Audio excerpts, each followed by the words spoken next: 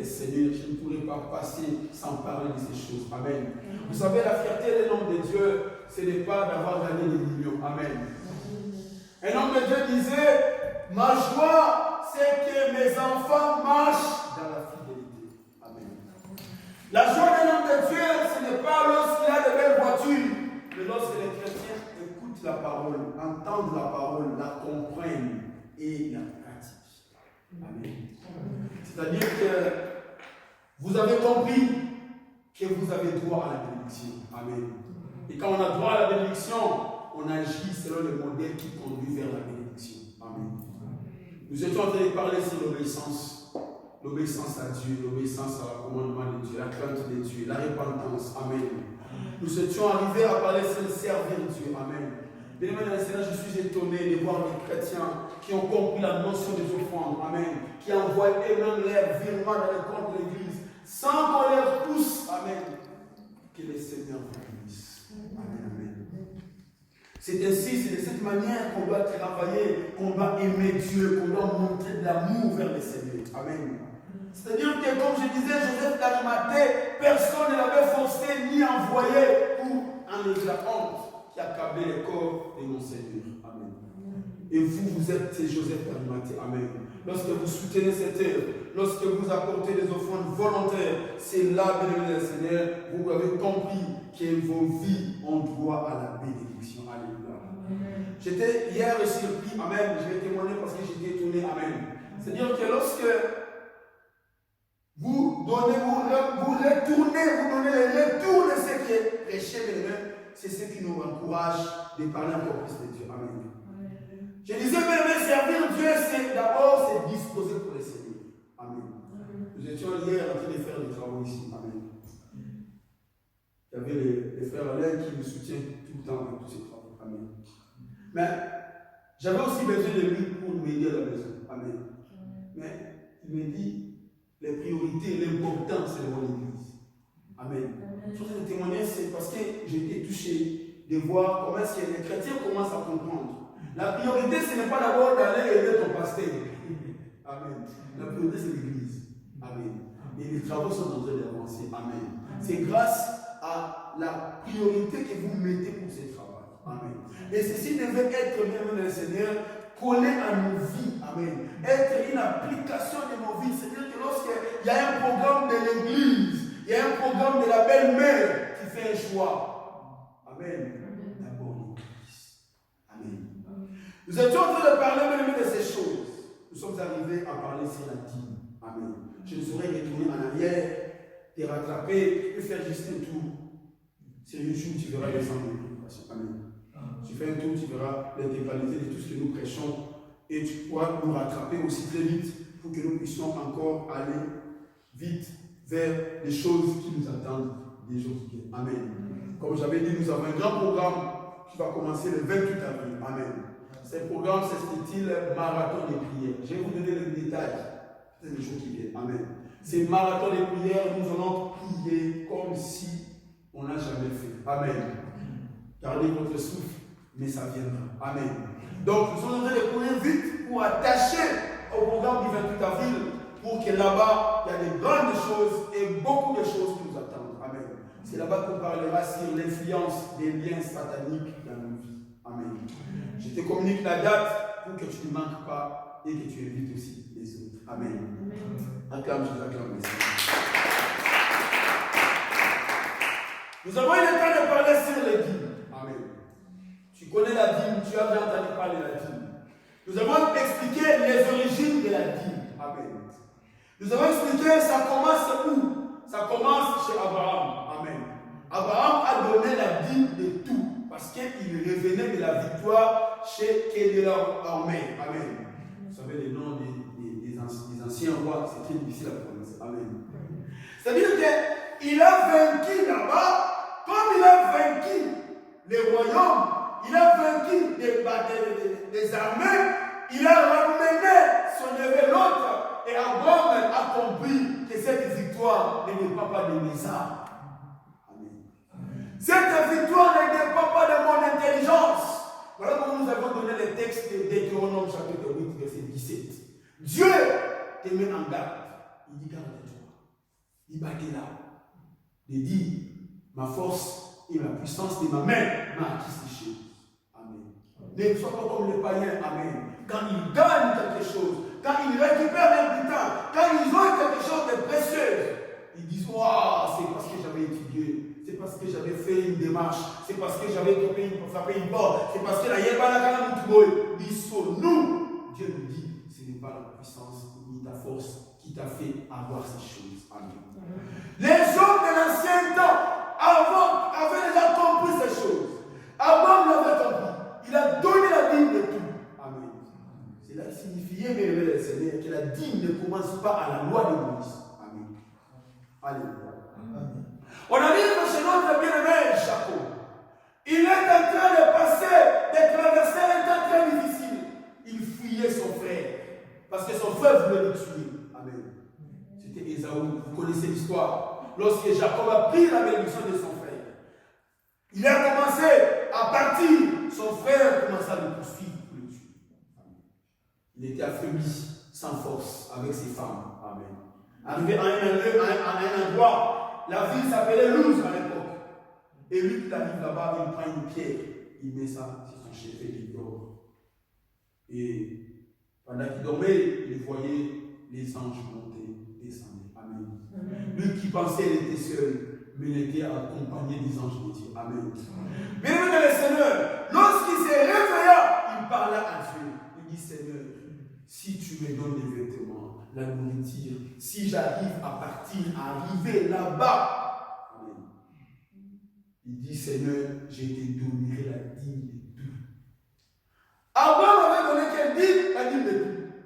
Lui aussi arrive là, il dit, là, je donnerai la dîme de tout. C'est par là qu'on a expliqué pour dire. La dîme, on ne la donne pas pour être béni, mais on la donne parce que tu es béni. Amen. C'est une offrande, mesdames et Seigneur, qui provient de tes richesses. Nous avons dit, mesdames et Seigneur, l'or et l'argent, la terre appartiennent à l'Éternel. C'est-à-dire que la pensée antique de Dieu voulait expliquer à l'homme que tu as sémé sur la terre, tu as moissonné. Il ne faut pas oublier que la terre m'appartient. Amen. Et tu as retourné ce que tu as sémé à moi. Pour que la terre là, qui te redonne encore. Alléluia. Parce que tu as moissonné, tu veux encore moissonner plus loin. Il faudrait que tu puisses remettre à celui qui a pris la terre. Amen. Tu sors le matin, tu vas au travail, tu arrives là-bas, tu gagnes. Comprends que c'est Dieu qui t'a donné le souffle de vie. Si tu n'avais pas le souffle de vie, tu n'allais pas aller là-bas. Amen. Si tu n'avais pas la santé, tu n'allais pas aller là-bas. C'est ça la source de chaque chose. C'est qui cultive la terre. Comme à l'époque en Israël, tu peux avoir des grains, tu peux bien comprendre la notion de la terre. Mais si tu n'as pas la terre, tu ne fais rien. C'est la source, le départ. S'il faut reconnaître cela devant Dieu. Amen. Et bien, le Seigneur, nous étions arrivés dans la loi de Moïse. Nous avons dit, Moïse arrive dans son temps, il leur donne 3 dîmes. Amen. Je vais rectifier un élément que j'avais parlé. Amen. Lorsqu'on expliquait si la dîme où tu devais vendre les produits de la dîme et les manger dans les lieux, vous vous rappelez, non? Alléluia. Nous avons dit la première dîme, c'était la dîme de tout. C'était la Lévitique 27, verset 30. Amen. J'ai envie de rappeler ce qui a été enseigné là-dessus. Amen. Et rectifier un élément que je vais atteindre. Amen. C'est-à-dire que la dîme de tout, c'était même le Seigneur. À tout moment que tu récoltes quelque chose, tu vas donner la dîme de tout. Amen. C'est cette dîme, d'où Nombre 18 expliqué comme étant les salaires des Lévites. Amen. C'est cette dîme qui servait à ce qu'il ne manque pas la nourriture dans la maison de Dieu. C'est cette dîme, bien le Seigneur, Nombre 18, verset 30 à 31. On avait cité, on avait lu, on avait entendu cette lecture où nous étions en train de dire, je l'ai même sous les yeux, je vais le lire, Amen. Nombre 18, verset 30.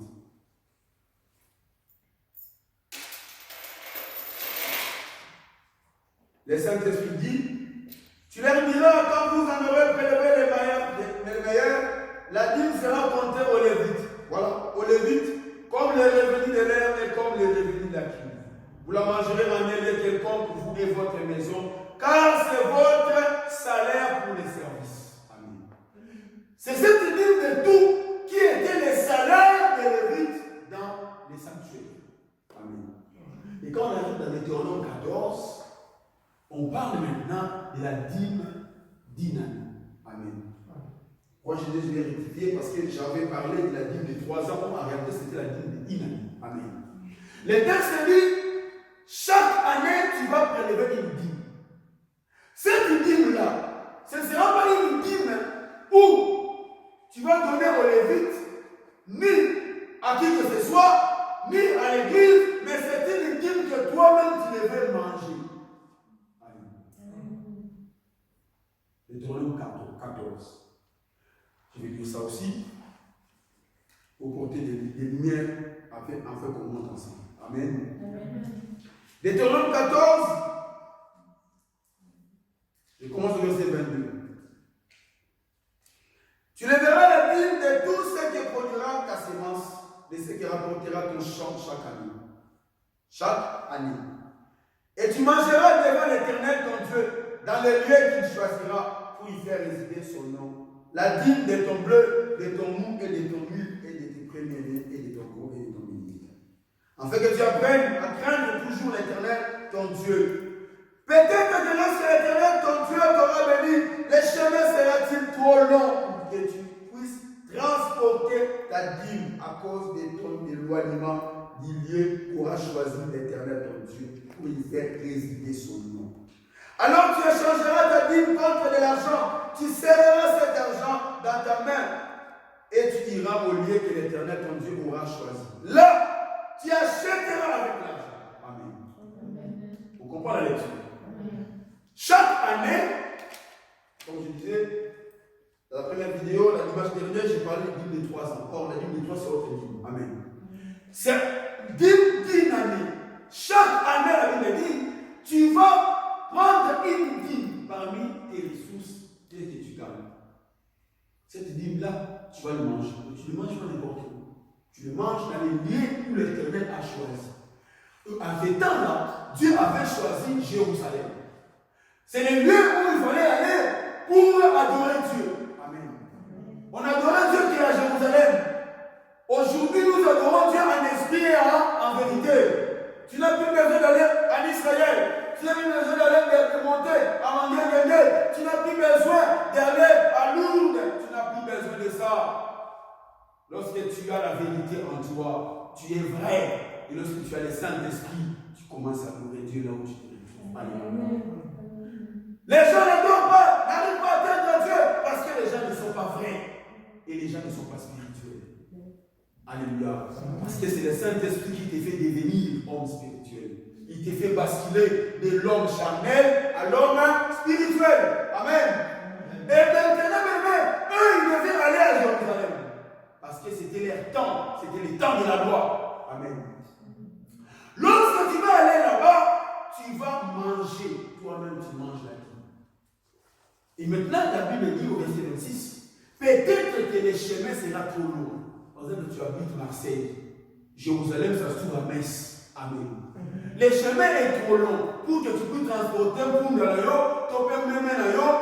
Vous comprenez? C'est trop loin.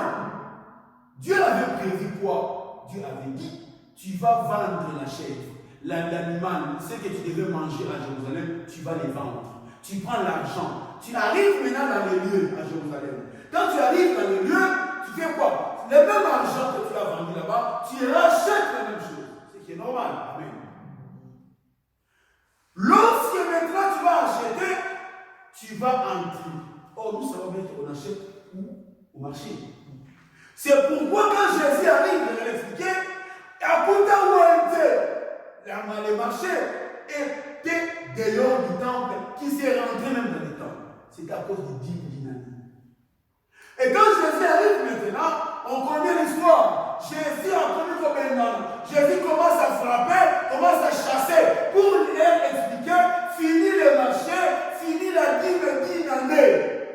Alléluia. Acclame-le, acclame-le, Seigneur. C'est-à-dire ici même le Seigneur, Jésus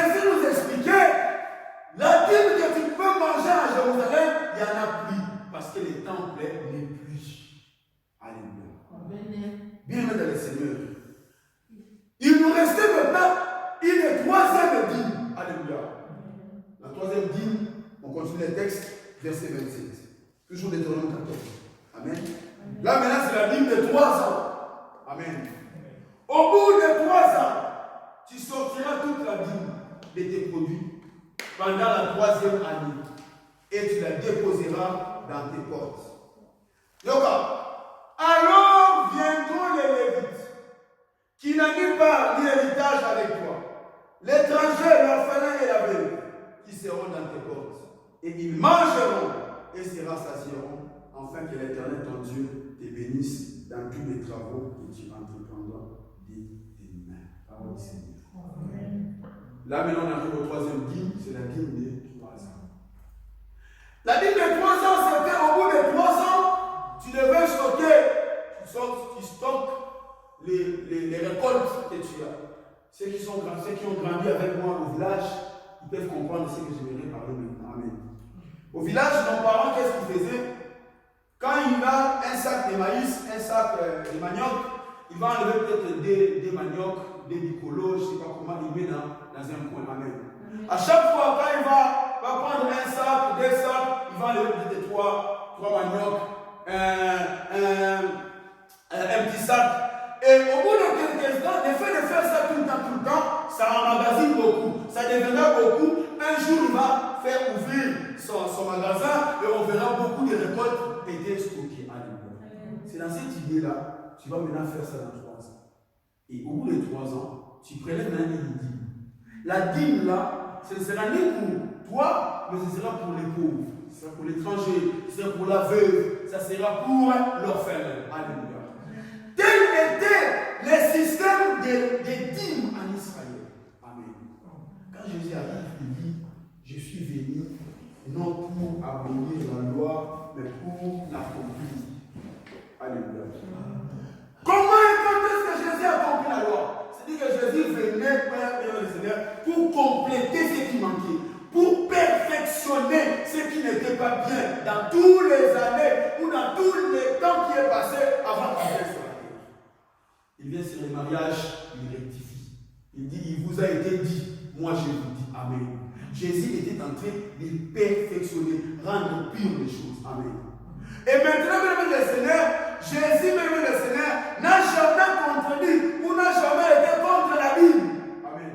Jésus a d'ailleurs enseigné, vous allez remarquer avec moi, Jésus arrive un jour, dans Luc chapitre 17. Il va rencontrer 10 lépreux. Amen. Lorsqu'il donne la délivrance aux 10 lépreux, les 10 sont partis. Combien de personnes sont retournées? 1 personne. Or, 1, quand on est 10, quand 1 retourne, 1 ça veut dire quoi? C'est 1/10. Amen. En acclame les Seigneurs. C'est-à-dire que là, Jésus expliquait déjà aux pharisiens la dîme ne peut pas continuer. Alléluia. C'est-à-dire que dans le 10, 1/10 doit retourner à moi. Alléluia. C'est-à-dire, beaucoup ne voient pas. Même moi, quand Jésus arrive, dans les paraboles des pharisiens et des publicains, Jésus n'a pas refusé la dîme. Jésus a tellement été en désaccord avec l'orgueil du publicain. Vous vous rappelez de ça? Je vous cherche les versets. Amen, amen, amen. Je suis dans Matthieu 27, je pense. C'est les paraboles des publicains, Luc 18, versets 10 à 14. On va voir prochainement. J'aimerais être très lent pour que nous puissions bien saisir ces choses. Comme je disais, même si tu n'es pas encore prêt pour ça, mais que tu puisses savoir la notion de ces choses. Amen.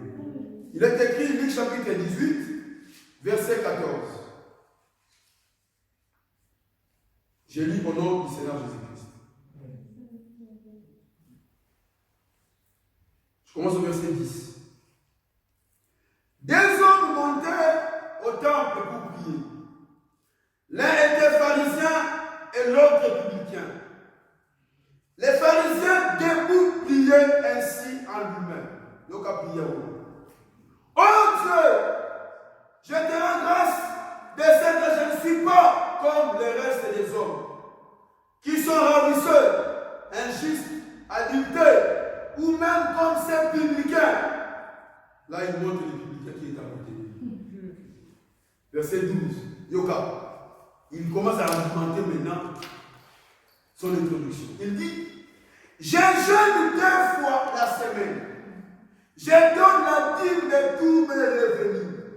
Les publicains, se tenant à distance, n'osaient pas même lever les yeux au ciel, mais ils s'est frappé la poitrine en disant, ô Dieu, sois apaisé envers moi, qui suis un péché.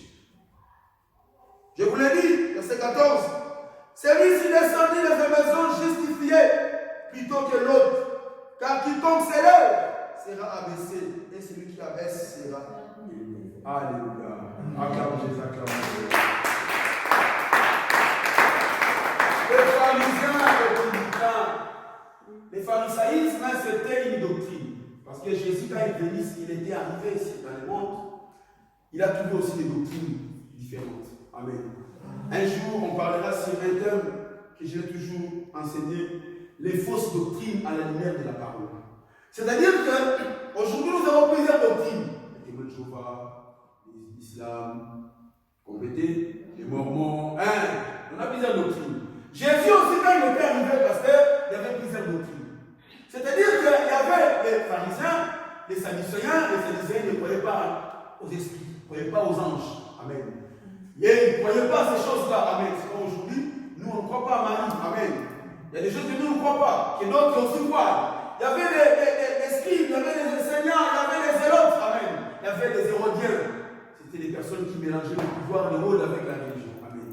Et aujourd'hui, ça continue jusqu'aujourd'hui. On connaît qui sont ces gens. Amen. Donc, les publicains maintenant, c'était des personnes qui étaient aussi dans la foi, mais qui travaillaient dans les comptes de l'occupant. J'explique. À l'époque de Jésus, Israël était sous la domination du royaume, de l'Empire romain. Les Romains dominaient Israël. Voilà pourquoi si tu lis Luc chapitre 24, verset 19-24, tu verras, il y avait Cléopas qui parlait, il disait, nous on croyait que Jésus allait nous délivrer de l'occupation romaine. Amen. Oh, Jésus n'était pas venu pour ça.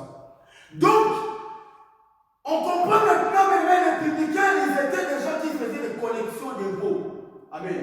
C'est comme aujourd'hui, la France, il prend le Congo en otage. Il domine sur le Congo. Après, il prend par exemple les frères Joseph, il prend les frères Paille, et ils travaillent, ils sont congolais, mais ils travaillent pour la France. Amen. Ce sont là les publicains. Voilà pourquoi les Israélites les détestaient, ne les aimaient pas, parce qu'ils travaillaient dans les comptes de l'ennemi. Est-ce que nous avons compris? Matthieu était publicain. Ils étaient là pour faire les impôts qui partaient chez les Césars. Amen. C'est juste une brève compréhension. Retournons le sujet. Amen. Maintenant, ici, il était question de 2 personnes qui sont montées pour prier. La première personne, on dit, c'était pharisien. J'ai expliqué pharisiens, c'était des gens qui étaient vraiment assidus dans la loi de Moïse. Amen. Aujourd'hui même, les pharisaïsmes, toutes ces doctrines sont disparues, mais c'est chez les pharisiens que la rabbinie est sortie. Aujourd'hui, les juifs utilisent la rabbinie. Amen. C'est-à-dire qu'il y a des rabbins là-bas, il y a aujourd'hui ceux qui font leur culte. Et c'est un sujet qu'on ne parle pas souvent. Amen. Je vais souhaiter vite. Amen. Donc, c'est-à-dire que la rabbinie est sortie des pharisaïsmes. Donc, les pharisiens, aujourd'hui, sont les descendants de ceux qui sont en train d'adorer Moïse aujourd'hui. Donc, les pharisiens, maintenant, ils étaient des orgueilleux parce qu'ils connaissaient la loi de Moïse vraiment de manière approfondie. Ils étaient des gens qui sont mis leur intelligence dans la loi de Moïse. Ils connaissaient les choses dans sa profondeur. Mais sauf, ils ne faisaient pas ce qui était écrit. Amen. Ils étaient des gens qui connaissaient la Bible, la Torah. Ils connaissaient ce que Moïse a dit. Mais ils n'étaient pas là pour obéir à ce que Moïse a dit, juste pour répéter. Amen. C'est comme aujourd'hui, on a des frères qui répètent des versets bibliques. Tu lui donnes tel verset, il te donne, tel verset, il donne. Mais tu regardes sa vie, il n'adore pas, il ne glorifie pas, il n'obéit à rien. Amen. Amen. Et maintenant, ce jour-là, les pharisiens, ils montent dans la prière. Ils commencent à parler à Dieu. Il dit, Seigneur, je te bénis, Seigneur, parce que moi, tel que tu me vois là, je ne suis pas comme les autres. Amen. Je ne suis pas comme les ravisseurs, comme ceux-là qui n'obéissent pas, comme ceux-là qui ne sont pas justes. Je ne suis même pas comme ces publicains qui est à côté de moi. Amen.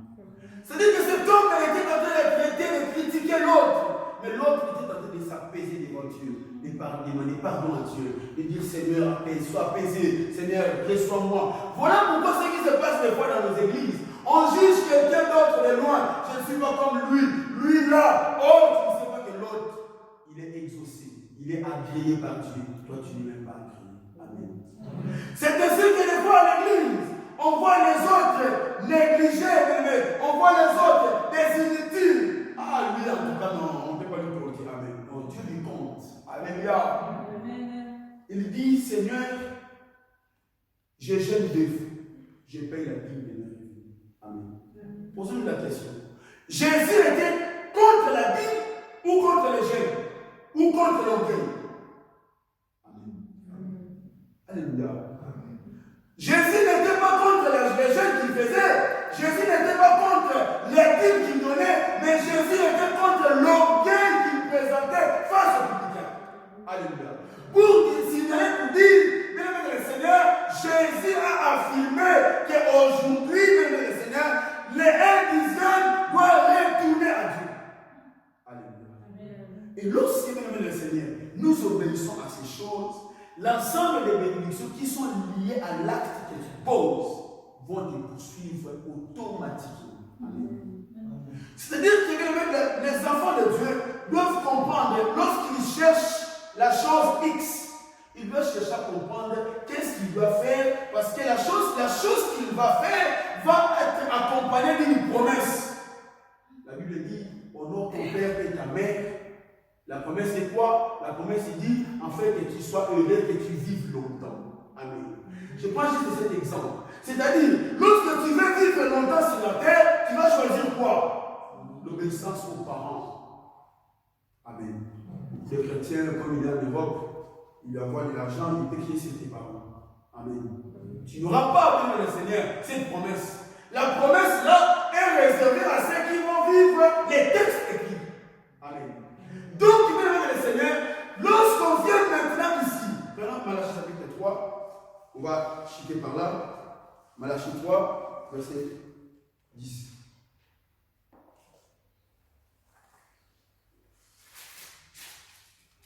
On va trouver avec moi Malachie chapitre 3.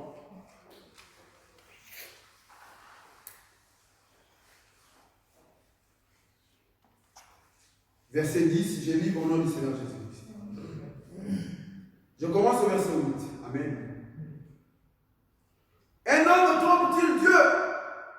Car vous me trompez. Et vous dites, à quoi t'avons-nous trompé? Dans les dîmes et les offrandes. Vous êtes frappés par la malédiction et vous me trompez, la nation tout entière. Amen. Ici, je vais faire une parenthèse. Le Seigneur Dieu, il pose la question, est-ce que non peut-il trouver Dieu? Non. Mais la Dieu s'est dit, mais est-ce que non peut me tromper moi? Mais vous me trompez, la nation entière. Amen. Il ne parle pas seulement dans les dîmes. Il dit dans les dîmes et les offrandes. Amen. Beaucoup aujourd'hui disent non. Ce qui a été écrit dans Malachie 3, cette dîme-là n'est pas à observer aujourd'hui. Mais il ne faut pas aussi observer les offrandes. Amen. Mais pourquoi nous voulons observer les offrandes, accepter que les offrandes soient données à l'église, mais pas les dîmes? Amen. Est-ce que nous comprenons? Nous devons être justes de ce que nous sommes et de ce que nous sommes en train de faire. Il dit, vous me trompez, non seulement dans les dîmes et les offrandes. Mais si vous lisez maintenant Actes chapitre 24, verset 17, la Bible dit ceci. Après une absence de plusieurs années, je suis retourné dans ma nation pour présenter les offrandes et les aumônes. Les aumônes remplacent la 3e dîme que je vous parlais dans Deutéronome 14. La dîme de 3 ans. La dîme de 3 ans, c'était pour les veuves, les orphelins et les étrangers. Et quand Christ arrive dans le temps de la grâce, il a institué la notion des aumônes. Pour proclamer même le Seigneur, expliquer aux chrétiens d'aujourd'hui que vous devez aussi observer le monde comme étant la dîme de 3 ans. Amen. Tant que chrétien, n'oublie jamais les orphelins, les veuves, les étrangers. Le Seigneur est à côté de ces hommes et femmes. Amen.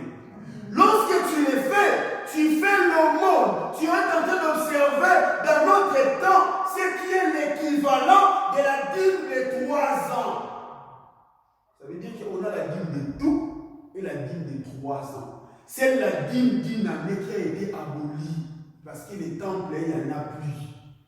Parce que l'Église a compris. On acclame Dieu, on acclame Dieu.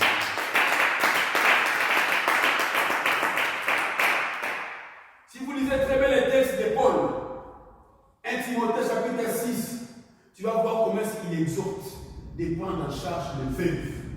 Amen. 1 Timothée 5, il parle des veuves. Il dit, ceux qui sont véritablement veuves. Amen. Il dit que ces veuves soient inscrites dans une rôle. Il faudrait que les veuves ne soient pas au-dessus des 60 ans. Parce que sinon la volonté va les détacher du serment. Amen. Il parle de l'Église puisse prendre en charge les veuves. Amen. Bon, lorsque l'Église est en train d'assister les veuves, nous sommes en train de faire ce que Israël faisait dans la dîme des 3 ans. Soutenir les veuves, soutenir les orphelins. Amen. On acclame Dieu, on acclame Dieu. Écoutez, mes amis, il dit ceci. Vous êtes frappés par la malédiction et vous me trompez, la nation tout entière. Apportez à la maison du trésor toutes les dîmes, afin qu'il y ait de la nourriture dans ma maison. Mettez-moi de la sorte à l'épreuve, dit l'Éternel des armées. Et vous verrez si je n'ouvre pas pour vous les écluses des cieux. Si je ne répands pas sur vous la bénédiction en abondance. Verset 11. Pour vous, là maintenant, ceux qui vont obéir à la loi de Dieu. Amen. Dieu est juste. Il dit pour vous, pas pour tout le monde.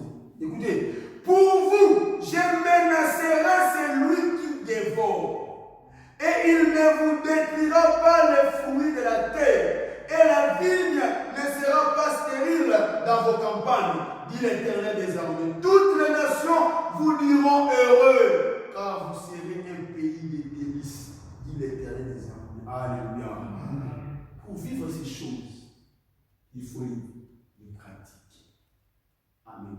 Sinon, ça sera des slogans pour toi, pour que tous les peuples t'appellent heureux. Parce que Dieu, au départ, il dit pour vous. Dieu, il ne sait pas. Pas pour tout le monde.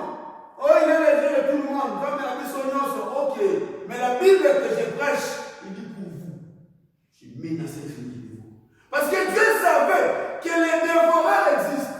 Voilà pourquoi même le Seigneur, il dit pour que je puisse protéger votre ressource, votre terre. Il faut que vous puissiez me donner ce qu'il a dit. Si vous lisez Joël chapitre 2, chapitre 1, qu'est-ce qu'il dit? Joël dit, il dit c'est qu'a laissé les Gélèques, Asile a mangé, c'est qu'Asile a laissé, les Gélèques a mangé, c'est que les Gélèques a laissé, les sauterelles a mangé. C'est-à-dire qu'il y a une armée qui dévore la terre. Amen. C'est-à-dire, le Seigneur, tu gagnes autant que tu gagnes. Si tu ne penses pas à Dieu, bien aimé le Seigneur, les dévoreurs viennent. Et quand les dévoreurs commencent à dévorer, c'est comme ça que tu vois beaucoup de hommes, beaucoup de femmes, beaucoup de personnes n'arrivent pas à se retrouver avec ce qu'ils gagnent. Amen. Parce qu'elle est dévorée. Amen. Si les dépenses courantes commencent à dépasser ton budget, crois-moi qu'il y a des dévorés qui sont avec toi. Amen. Tout ne se parte pas seulement par la prière, l'autorité, je les chasse, d'autres partent par les principes. Tu appliques les principes, Dieu agit. Amen. Tu appliques les principes, Dieu opère. Et même le Seigneur, nous avons moins de personnes qui ont des expériences avec Dieu parce qu'il y a moins de personnes, plus de personnes n'obéissent pas à Dieu. Plus de personnes, même le Seigneur, ils prennent la parole de Dieu comme étant même des slogans, comme étant même des récitations. Mais la parole de Dieu, il faut la pratiquer. Romains 13, la Bible dit, ce ne sont pas ceux qui écoutent la parole qui sont justes. C'est Romains 13 qui dit. Partie B, il dit, mais ceux qui la mettent en pratique, qui seront justifiés. Être justifié par l'ombre, par la heureux. Alléluia. Bien aimé de la Seigneur, Paul, quand il vient maintenant, dans son temps, pour nous, l'apôtre de l'Église, tu n'attends pas seulement que tu vois que Paul puisse écrire D-I-M-E, la dîme, pour que tu croies à ça. Amen. Paul dit quoi? On va voir les textes de 1 Corinthiens, chapitre 9. Viens voir avec moi. 1 Corinthiens, chapitre 9. Je vais aller chercher les versets. Amen.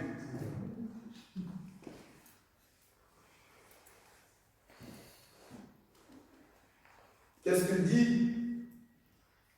Verset 7. Qui jamais fait le service militaire à ses propres frais? Il pose la question. J'attends que je trouve 1 Corinthiens 9, verset 7. Qui jamais fait le service militaire à ses propres frais? Nana masala musala soldat, n'ambon na yemoko. J'ai jamais vu ça dans le monde. Asoba béré n'ambon na ye, asoba mouki n'ambon na ye, asoba bibo, comment on appelle ça, les soldats, les anciens soldats. Alléluia. Asoba mouki n'ambon na yemoko, alaye dans la carte armée française, va me voici à soldat. Non, ça n'existe pas. Alléluia. C'est-à-dire, qui jamais fait le service militaire par ses propres frais? Il dit, qu'est-ce qui plante une vigne et ne mange pas les fruits? Ah, tu n'as pas de tout, non. Non, non, non, allons y vino. Il continue. Qu'est-ce qui fait paître un troupeau et ne se nourrit pas du lait du troupeau?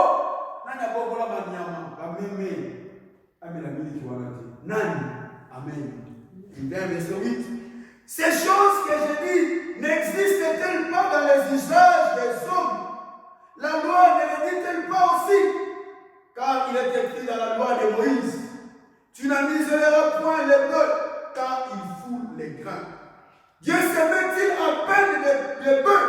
Écoute, ici il a pris un morceau de la loi pour expliquer. La loi ils appellent Amen. Les offrandes, les dîmes qu'il est en train d'expliquer ici. Il dit Dieu il prend la peine de parler de bœuf. Le bœuf que Dieu parlait des ministres de Dieu. Amen. Parce que les ministres, ils portent la charge. Amen. Parce que le bœuf porte aussi la charge pour le Seigneur. Amen. On continue le texte. Il dit, verset 10, où parle-t-il uniquement à cause de nous? Voilà, il a expliqué. Oui, c'est à cause de nous qu'il a été écrit que celui qui laboure doit labourer avec espérance, et celui qui foule les grains, fouler avec l'espérance d'y avoir part. Si nous avons semé parmi vous les biens spirituels, et c'est une grosse affaire, si nous mentionnons vos biens temporels, verset 12, si d'autres jouissent de ces droits sur vous, n'est-ce pas plutôt à nous d'en jouir? Mais nous n'avons point usé de ces droits. Au contraire, nous souffrons tout afin de ne pas créer d'obstacle à l'évangile de Christ. Il explique. Il dit d'autres jouissent de ces droits. Amen. Il y a des camarades qu'on peut donner. Il y a des amis qu'on peut donner. Amen. D'autres jouissent de ces droits. Il dit nous, si on ne demande pas parce qu'on ne veut pas créer d'obstacle à l'évangile. Amen. Verset 13. Ne savez-vous pas que ceux qui remplissent les fonctions sacrées sont nourris par les temples? Amen, amen. Il dit, ne savez-vous pas, pour éviter, ceux qui remplissent les fonctions sacrées, fonctions sacrées, ceux qui remplissent les fonctions sacrées. Fonctions sacrées à vous. Hein, le pasteur? Très bien, merci, homme de Dieu. Allez, les docteurs.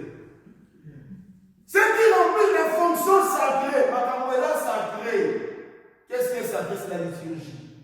Comme la modération, Koyemba, ce sont des fonctions sacrées. Amen. Yoga texte. Ceux qui remplissent les fonctions sacrées sont nourris par les temples. Or, ce qu'on attend vers la dîme, pour qu'il ne manque pas la nourriture. Si on comprend. ici, il fait allusion à ce qu'on a mis dans ma chaque fois. Amen. Comprenez pourquoi je suis vraiment très simple dans ma terre à terre. Amen. Pour que tu sois capable à observer ces choses, aussi capable à les enseigner aux autres personnes. C'est ça mon but. Amen. Que tu sois capable à les dire aussi aux autres personnes. Si un jour tu croises quelqu'un qui te pose des questions, que tu sois capable à répondre. Amen. Il dit ceux qui remplissent des fonctions sacrées sont nourris par les temples. Mais or, Malachie 3 parle de la dîme apportée à la maison du trésor, toute la dîme, pour afin qu'il ne manque pas la nourriture. La dîme, on ne l'apporte pas dans la maison du pasteur, dans les temples. Pour qu'il ne manque pas la nourriture. Alléluia, est imparti. Donc, la nourriture maintenant, c'est pour que les hommes qui observent, qui remplissent les fonctions sacrées, puissent faire quoi? Ils se mangent. Alléluia. Écoutez ce qu'il dit. Il dit, ceux qui remplissent les fonctions sacrées sont nourris par les temples, que ceux qui servent à l'autel, on part à l'autel. La dernière fois, j'ai posé la question, qui travaille à l'autel, tout le monde a dit, oh, moi j'avais l'autel. Ici, c'est pas ça. Il dit quoi? Il dit, ceux qui servent à l'autel, hôtel awa, et ça, c'est pas tout marambeka. Amen. Là où on offre des holocaustes à Dieu, ceux qui servent à l'autel, on part à l'autel. Amen. Parce que Paul savait, dans la loi là-bas chez Moïse, les sacrificateurs, quand on faisait les sacrifices, il avait droit à 3 éléments. Amen. Il avait droit au mâchoire, à l'estomac et à l'épaule. Donc on devait enlever ces 3 parties pour les sacrificateurs. Moi, je vous rappelle, ceux qui servent à l'autel, on parle à ceux qui sont offerts à l'autel. Alléluia. Verset 14. Ici, maintenant, il va conclure. De même aussi, le Seigneur a ordonné. J'aime les Français de la Bible. Quand on dit qu'il a ordonné, c'est-à-dire que nous avons tiré le mot. Nous avons bongi ça ma carouse à la bongi. Amen. Le Seigneur a ordonné à ceux qui annoncent l'évangile. Ceux qui annoncent l'évangile, tout le monde dit ce sont ceux qui remplissent les fonctions sacrées. Ceux qui annoncent l'évangile, de faire quoi? De vivre de l'évangile. Montez ici. Quand on parle, on dit Papa Alain, il vit de ce boulot. Ça veut dire quoi? Son loyer. Très bien, son loyer c'est là-bas. Sa femme, ses enfants. Amen. Il vit de ça. Il dit ceux qui annoncent l'évangile doivent vivre de l'évangile. Amen. C'est pour te faire comprendre la dîme de tout est versée à l'église pour que ceux qui remplissent les fonctions sacrées, et ça pas parce qu'ils ont monté dans ça la fonction sacrée. Moi je suis étonné de voir que la dîme aujourd'hui c'est l'argent des pasteurs. Ça me dérange. Amen. Je suis dérangé à ça. Il dit ceux qui remplissent les fonctions sacrées, les chanteurs, les modérateurs, les caméramens, camérawomen, tout ce que vous connaissez qui servent Dieu, qui font des fonctions sacrées, ce sont ceux-là qui ont part à ce que vous faites. Alléluia. Que le Seigneur bénisse sa parole.